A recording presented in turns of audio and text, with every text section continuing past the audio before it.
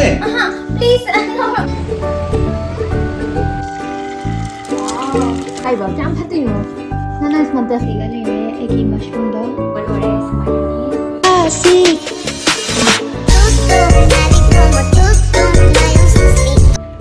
Everyone, welcome back to my channel. Ngasi video oidu sina ko ai ngarang ko ai ga nani papa ga nanu ga khoi obu baja se be ba ko aduga ni akta na mushroom bhangai mushroom se ki bo phajana cha da ba ko to kya nacho mai aju akta urak padu ga ni chaning man ni ne am lai le ri ba le ba da ai ngasi thong ge tai thong ga nanu papa su yam cha de ko mushroom ai cha dri ba ko phajana ko hana amurak tang cha ga re ba ati cha ja tre ba ma aduro ngasi pizza ke toini finally aigi mama na pizza ki bido akhoi mama na thonga pizza bani na handati first time aina thong doini ko nanu papa de pizza doini first time adu ma on taste to hangsi ko haidi ma nanu papa ga hoji moi bani a jakhi bazar da ngasi ki breakfast se ko aina haiba bazar da no phado su talli na ko ita ke breakfast mu hom lunch mu to ngasi ta breakfast ba ma pani char si du ge ko na chat to se thong ge no haibra adu nanu papa ni ja thore ba ja thor ba chakhare nanu papa ga nanu ga chakhare lei ko chakhare ba do finally breakfast to ro du ge ai mushroom to thong dui ni ba ko adu kamai thong dui mi na si ko bye nanu ki papa lai nanu su lai ba to ni ga ke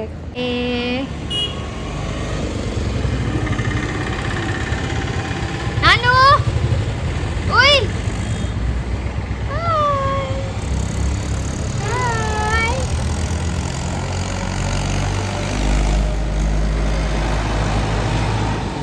Khanu thai jo.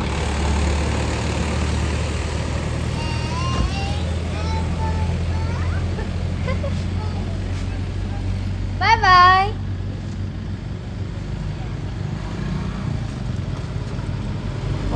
Breakfast pore lao ai jak lam na sigal duna call to ready no onde ai na sai na thapa go re daya nanu ngapi ai man nang kai chali ba ko koi chali ba papa ga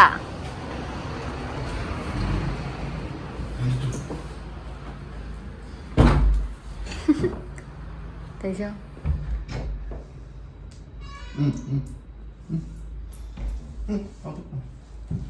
đi nữa thế chả bình thì sẽ lâu không được xem các cái spray không cần chỉ được rồi ăn bây giờ thế mọi thôi nào nó ăn thì cái này hào đó có gì cho bà nhé nè cô em đi làm Xem. mai giảm một số này nó tập gì vậy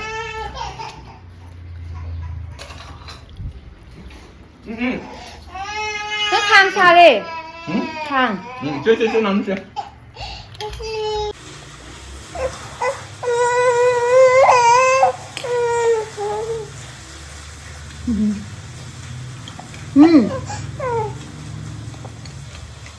xỉ ngàn như này đúng không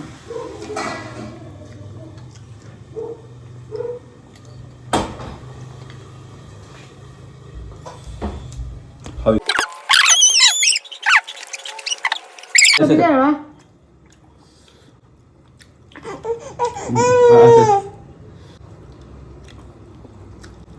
anh nó bị bà cha gì mà ba nó bị nó chạy vào chạm phát đi nữa nên mình ta số làm đó bên nhà nó đi thằng này chu chai nè nó đang phân này bà già bà xí đi bài bà này anh là màu cái bài cái tùy vào anh bài bây giờ rồi mà ba nó bài bây giờ rồi नानू से तुम गए बा नानू से breakfast चालो तुम गए बा मा तुम नहीं गए को एक नानू पापा से जांग थबक लोशन दे तो इने बा नानू पापा से कितंग एगी मतेंग सु पांग बी ने हाइदी को इथोंता ने हाइदी तो बदु को एन जांग होय दु बा जांग जदी को नानू होगलक तो बना हान गने बदुना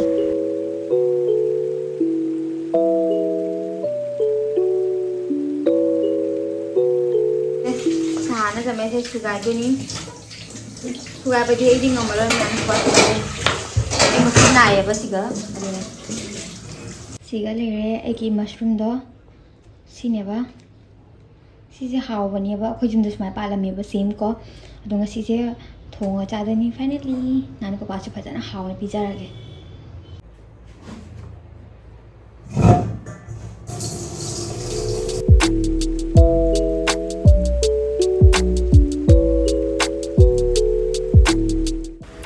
सिगा इन मशरूम थोंबे मचन सिन रोइना सेम थमपनियाबा सिगा मशरूम से चामदोगा हाइदि मही सिंगो सुंदो थमिनियाबा अदुगै टोमेटो से सुगारे थम्मे अदुगै तिलो सुका थम्मे अदु सेना चनमगा सिंगनियाबा सुगारे थमपनि सिसु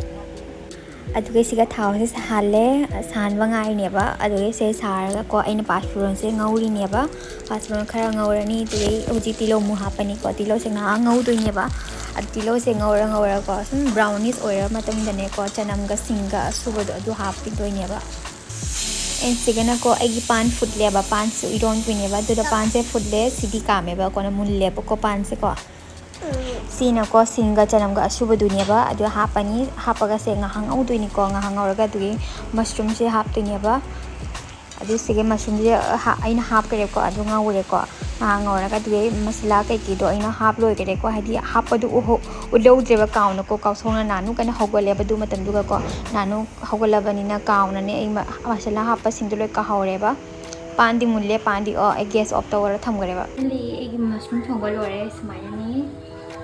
खंगदिबो मचुदी को फजे को बट चारगदी खंगदिको चारगा को ना हाइरके कमाय फाइ तो पाइदो आइना हाइदिन को नानु को पार हाइरकनिबा अदुदो फाइनली लोरे चाउसु हुदि हाइदि थोंगरेबा को सिटी कामद्रेबा पांदी लोरे पान इदोन दोइनेबा इन लोइसे को तो आई चांग थोंगल लोरे बदो ngहा लेरगा हुजिति नानु को बा चाप चागिरे को फिर एजु चानिंद्रेबा दि को ब्रेकफास्ट फजना चागरने तन कर पाइबको अमु चा अमु चाबले मु थनगरेबा अदो को अनि चाइनिंग न दुना मबु थरलेबा दुना अदुदो हुजि कोना हादि हारे चानि बपुं बारो हेलागा हुजि तिपुं 11 ताद्रिबको ngaleba aduna baro hela kona khangani ki chaga jai to ko ai huji kon amamba sidi phindukike A few moments later. मसी माना इकी तमकता आमलेट अमा थोंगजरी प्याज कशु मापते आमलेट से कहीं नो एग्जाम में आया कनो मिलाई फिर से कहीं नो सिया जीरा से स्माइल सादो लो से माना अंगसी आमलेट होई इकी तमकता मिक्सिना आई ताव हाई जद्री हाई तना ताव फतरा नहीं रे कमाई तो नहीं रे कहीं no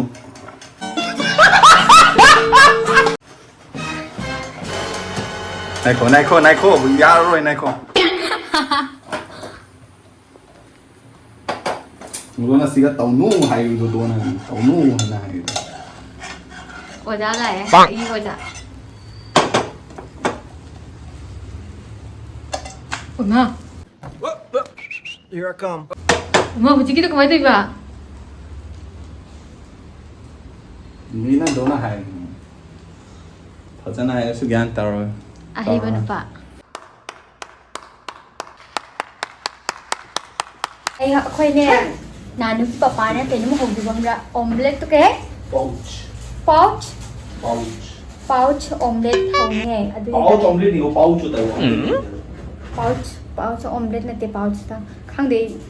ai udi ure ko but maming di first time ta jari mana ena soinha wow wow sila kami Korean की मीन ज़्यादा बनी हुई है उसका यहाँ पे अरे चिल्ली फ्लेक्स हाँ बनी हाँ नहीं है अरे जी चिल्ली फ्लेक्स जी ऑर्गेनो ना ड्रॉ चिल्ली फ्लेक्स आता है नहीं ये तो फैला हुआ है ना इसलिए तो एकदम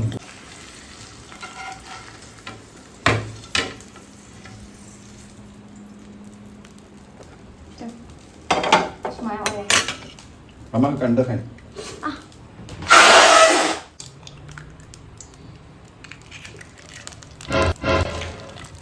सीधे कहीं गोल हो जाएगा ये खाएंगे अरे वो सरफेस थोड़ा वैसा है ना हाँ सरफेस अच्छा होने से पूरा गोल बन जाता है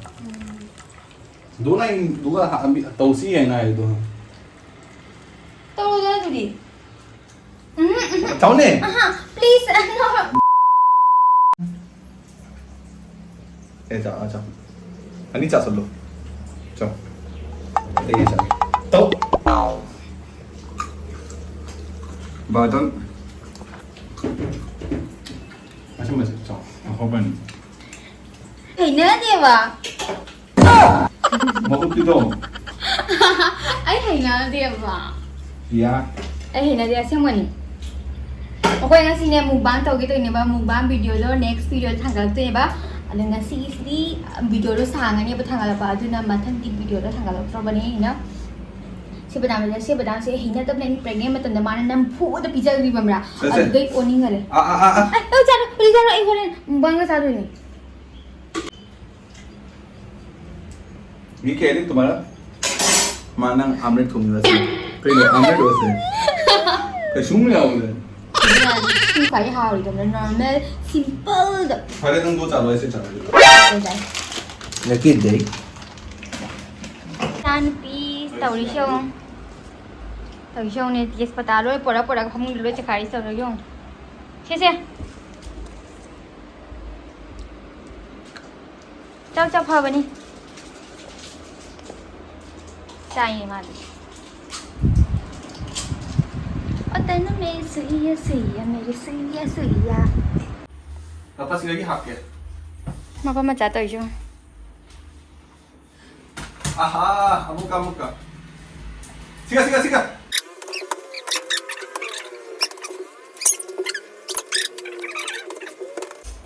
तुम आया बोल के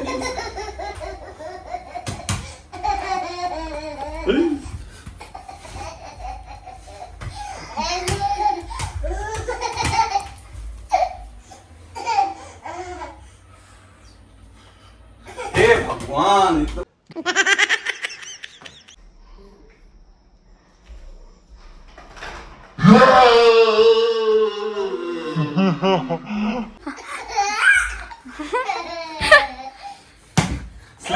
Slam dunk.